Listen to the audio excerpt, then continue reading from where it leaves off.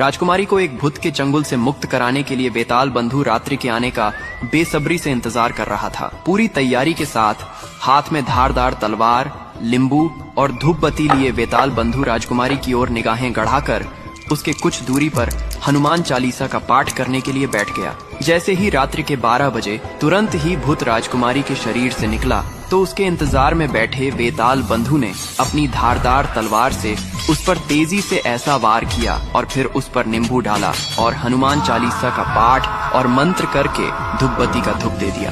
तुरंत ही वह भूत वेताल बंधु के वश में हो गया। अब वेताल बंधु उस नींबू को पानी में बहाने के जाता है, लेकिन जाते जाते भूत ये कहता है, मैं फिर से एक बार जरूर आऊंगा, याद रखना। नींबू पानी में बह गया और वेताल बंधु वापस राजमहल की ओर लौट आया। तब तक सुबह होने का समय भी होने वाला था। राजमहल में जब वेताल बंधु ने राजकुमारी चंद्रकला को जगाया तो हमेशा अचेत अवस्था में रहने वाली राजकन्या तुरंत उठकर बैठ गई, क्योंकि अब उसके अंदर से वह काला छाया निकल चुका था तो उसका प्रभाव भी खत्म हो चुका था। राजकुमारी उठते ही हैरान थी। उसे ऐसा लग रहा था जैसे पता नहीं वह कितने सालों से नींद में थी। जब वेताल बंधु ने राजकुमारी से उसके स्वास्थ्य के बारे में पूछा कि अब तुम्हें कैसा लग रहा है, राजकुमारी ने अपने आप को बिल्कुल ठीक बताया। तब तक सुबह भी हो चुकी थी। उधर राजा भी पूरी रात सोया नहीं था, उसे बस इंतजार था तो सुबह का।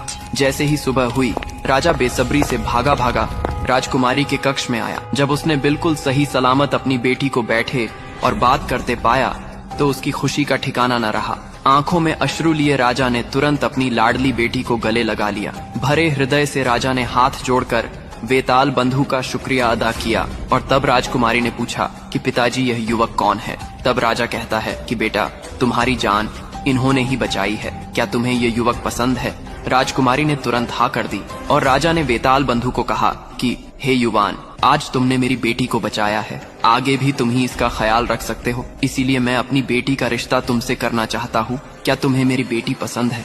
वेताल बंधु ने तुरंत हाँ में हाँ भर दी और राजा ने राजकुमारी चंद्रकला का विवाह वेताल बंधु के साथ कर दिया। जब राजा ने वेताल बंधु को अपना दूसरा नगर देना चाहा तो वेताल बंधु ने राज्य लेने से साफ साफ मना कर दिया। ऐसा स्वाभिमानी दामाद पाकर राजा चंद्रसेन खुशी से फूला नहीं समाया। उसने खुशी खुशी बहुत सारा धन देकर अपनी बेटी चंद्रकला को वेताल बंधु के साथ विदा कर दिया। जब राजकुमारी चंद्रकला को ले वेताल बंधु अपने राज्य उज्जैन नगरी पहुंचा तो वेताल बंधु का पूरा परिवार बहुत ही खुश था, क्योंकि वह एक अप्सरा जैसी बहू और साथ में बहुत सारा धन जो अपने साथ लाया था। वेताल बंधु की भाभी समेत पूरे परिवार ने उन दोनों का हार्दिक स्वागत किया।